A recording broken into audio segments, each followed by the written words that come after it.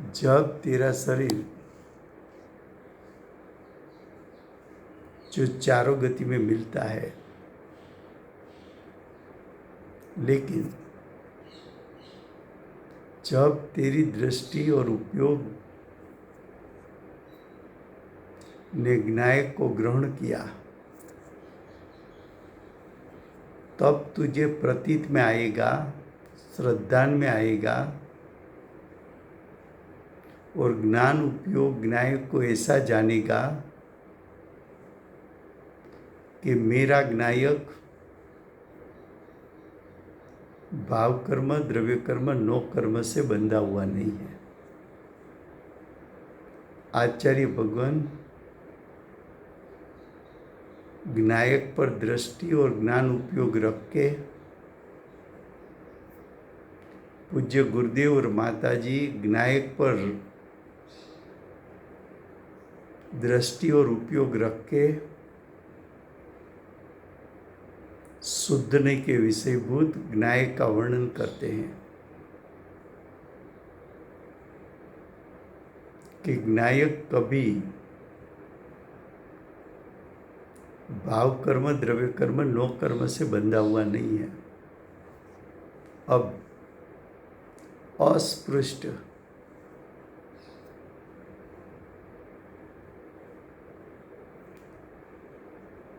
जहां तेरा ज्ञायक है, वहां वही आकाश के क्षेत्र पर दूसरे अनंत जीव है, दूसरे अनंत अनंत परमाणु है। धर्म आकाश द्रव्य का भी क्षेत्र है। वहां असंख्यात कालाणु है।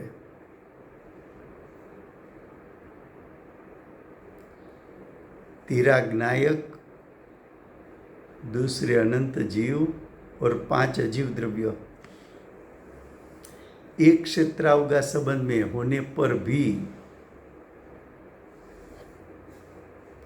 ज्ञायक स्वभाव ने अन्य जीवों के स्वभाव का स्पर्श नहीं किया, यानी अन्य जीव रूप नहीं हुआ। ज्ञायक स्वभाव और 5 अजीव द्रव्य आकाश के एक क्षेत्र पर रहते हुए भी ज्ञायक स्वभाव ने अजीव द्रव्य के स्वभाव को स्पर्श नहीं किया, यानी अजीव द्रव्य के स्वभाव रूप नहीं हुआ। 3 काल में कभी भी ज्ञायक ने परद्रव्य के स्वभाव का स्पर्श नहीं किया, यानी परद्रव्य के स्वभाव रूप नहीं हुआ।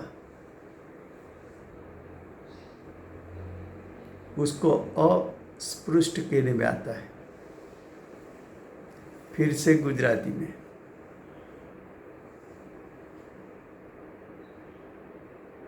शुद्ध नहीं थी જોવામાં આવે તો, નિશ્ચયથી જોવામાં આવે તો,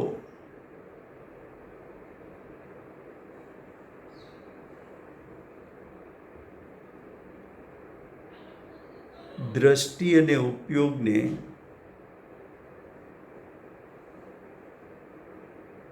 જ્ઞાયક ઉપર મૂકવામાં આવે તો જ્ઞાયક શ્રદ્ધાન અને જ્ઞાનમાં કેવો આવે? તો જ્ઞાનીએ કુંદાચાર્ય દેવ, ગુરુદેવ, માતાજીએ દ્રષ્ટિ અને ઉપયોગ જ્ઞાયક ઉપર મૂકીને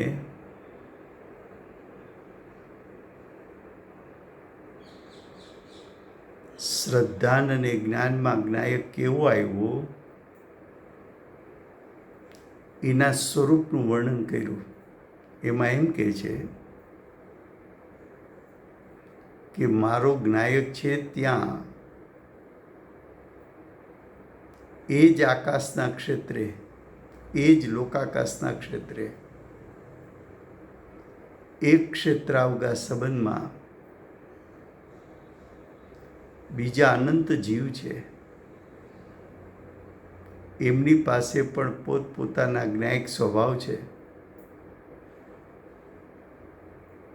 બીજા 5 અજીવ દ્રવ્યો છે. એ અજીવ દ્રવ્યોને પણ પોતાના ત્રિકાળ શુદ્ધ સ્વભાવ છે.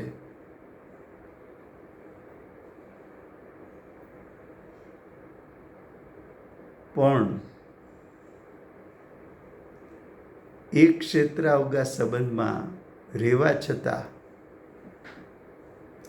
અનાદિથી અનંતકાળ રહેવા છતાં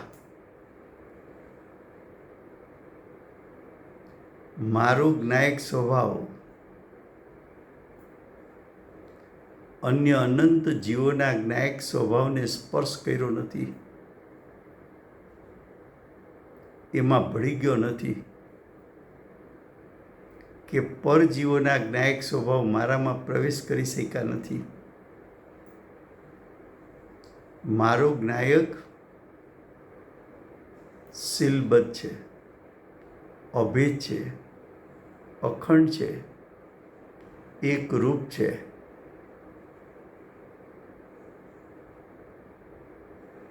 જ્યાં મારો જ્ઞાયક છે, લોકાકાશના ક્ષેત્ર પર, ત્યાં 5 અજીવ દ્રવ્યોને પણ પોતપોતાના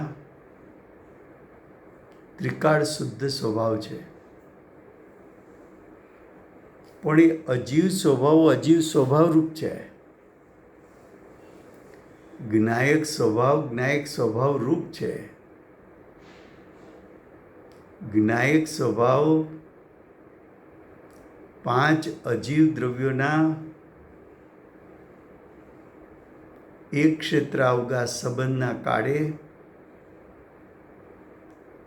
અજીવના ત્રિકાળ શુદ્ધ સ્વભાવ રૂપે જ્ઞાયક થયો નથી, અને અજીવ સ્વભાવો જ્ઞાયક સ્વભાવ રૂપે થયા નથી.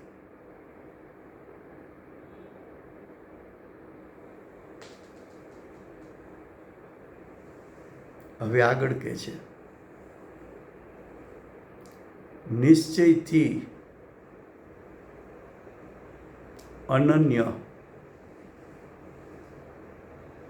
નિશ્ચયથી એટલે શુદ્ધ નહીંથી. નિશ્ચયથી એટલે વાસ્તવિકપણે. અનન્ય એટલે અનેરું અનેરું અનેરું. અનેરું અનેરું એટલે વિધવિધ. વિધવિધ એટલે તિર્યંચ ગતિ. એના અનેક પ્રકાર જન્મવાના સ્થાન,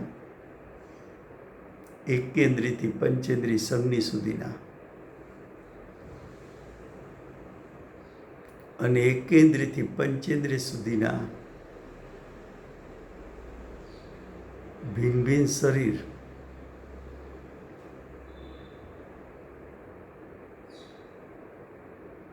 ચાર ગતિ, અનેરી અનેરી ગતિ, અનંત અનંત વખત તિર્યંચમાં જન્મે, નરકમાં જન્મે, મનુષ્યપણે જન્મે ને દેવપણે જન્મે. તો આચાર્ય ભગવંત એમ કહે છે, તારો જ્ઞાયક સ્વભાવ તિર્યંચ કહેતા અસમાન જાતિ દ્રવ્ય પર્યાય રૂપે થયો નથી.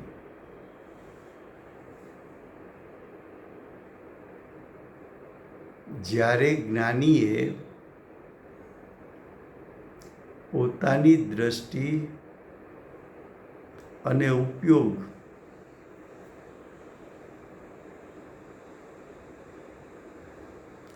સમ્યક દર્શન તો ચારેય ગતિમાં થાય, તો ચારેય ગતિના સમ્યક દ્રષ્ટિઓ જ્યારે પોતપોતાની દ્રષ્ટિ અને ઉપયોગને જ્ઞાયક સન્મુખ કરે છે ત્યારે જ્ઞાયક સ્વરૂપ એનું શ્રદ્ધાન અને જ્ઞાનમાં એમ આવે છે